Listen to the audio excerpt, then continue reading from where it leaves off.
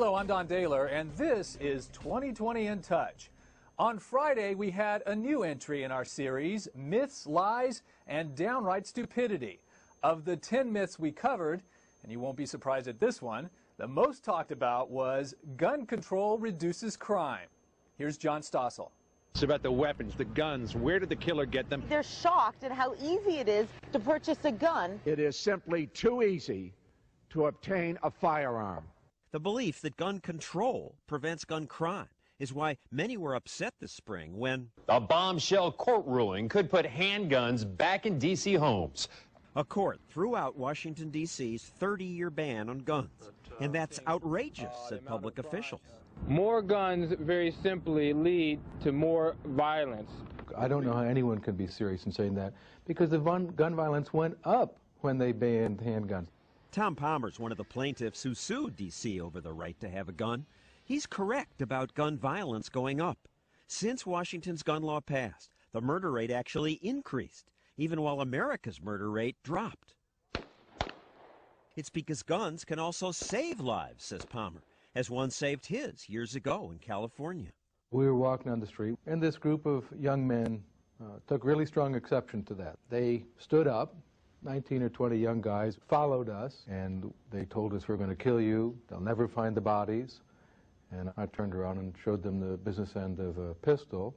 Just pulling out the gun was enough to stop them. Yeah, it works. Merely having a weapon and being able to display it when I was threatened saved my life. Now, you may think that carrying a gun, as Palmer did, is illegal in most of America, but it's not. Many people don't realize that today in America, in about 40 states, it is legal to carry a concealed weapon on your person. And in those 40 states, there is no more violent crime or murder than in states where guns are restricted. The town of Kennesaw, Georgia, went a step further and passed a law requiring every household to have a gun. Did they then experience a crime wave? No. Well, after the city ordinance passed, there was actually a decrease in reported crime in the Kennesaw area, especially violent crime. Now, I don't want politicians ordering me to have a gun, and the law isn't enforced here. But townspeople we talk to like the law. I think it makes people think twice.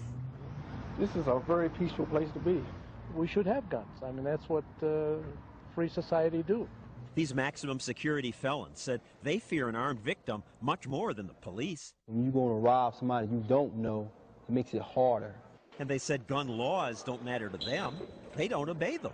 I'm not worried about the government saying that I can't carry a gun. I'm going to carry a gun anyway.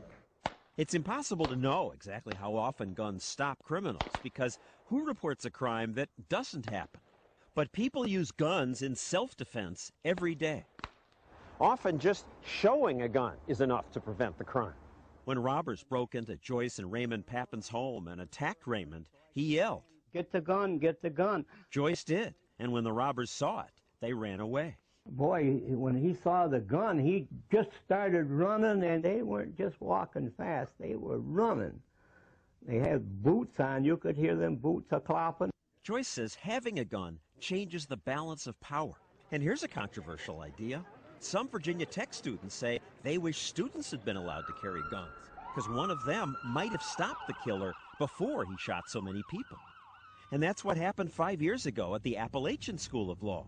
Hearing shots, 2 students went to their cars, got their guns, and helped restrain this shooter until police arrested him. One of the things that the gun does is it equalizes unequals. My mom told me when I was a young boy, because she was armed, she was never afraid. So, gun control isn't necessarily crime control. In fact, the National Academy of Sciences reviewed hundreds of studies and could not document a single gun regulation that reduced violent crime or murder. If someone gets into your house, which would you rather have, a handgun or a telephone? You can call the police if you want, and they'll get there, and they'll take a picture of your dead body. But they can't get there in time to save your life. The first line of defense is you.